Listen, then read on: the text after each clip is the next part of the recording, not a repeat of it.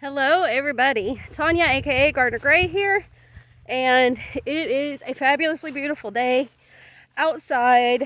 As I said on my Facebook post earlier, man, it's feeling so gardeny today, so that is where I am. I am working hard, which is why I sound like I can't breathe because I can't. I'm wore out, but that's okay. I got my shipment of compost in and my topsoil. I am super excited. So I'm out here in the garden and I'm going to work on getting a couple of beds ready. So I'm going to go ahead and give you a fair warning to any of my other gardener farmer friends. If you are watching this, trigger warning, because you're not going to like what you're about to see. So I shot it from a distance before because I honestly didn't want to show how bad it is, but this is my garden area. And as you can see, it is an overgrown, absolute, utter disaster of a mess. This is some of the gardening spaces that I used last year. Arch panels that I used for my cucumbers, my tomato trellises. It looks bad. It looks bad. But I am not worried. And I am going to show you how I'm going to deal with this without a mower or a tiller. So I started this last year and did as many of my vegetables as I could this way. And I started with Charles Dowding's no-till garden method. And I'm going to tell you, it is absolutely fabulous. If you do rototill, that's fine. But I got to doing some research and realized that if you can leave that ground untilled, you don't disturb that biome, the microbes, the different things, the earthworms, the things that you really want in your garden to help your vegetables grow.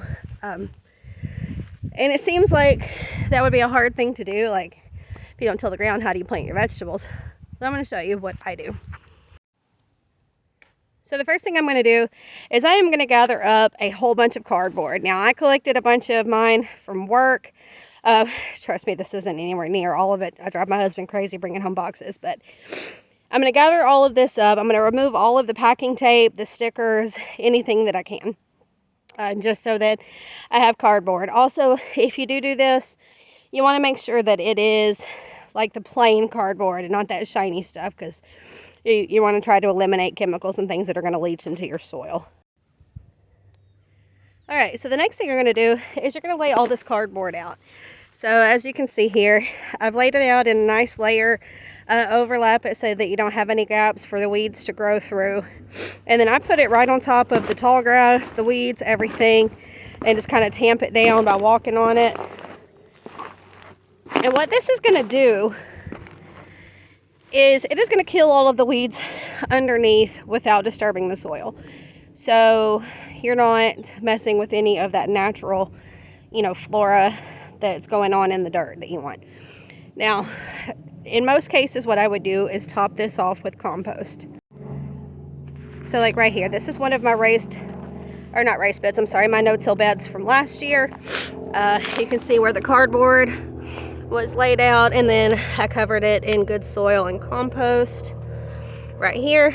And what that does, look, it breaks it down. Now I got to re-amend this, but there's no weeds here, so it's going to shut down all those weeds. It's gonna, any of weed seed in the ground that germinates, it's going to keep it from growing because it doesn't have access to light.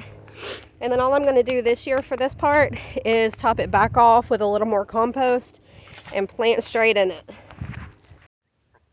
Whew, it is almost downright hot out here, and I stinking love it.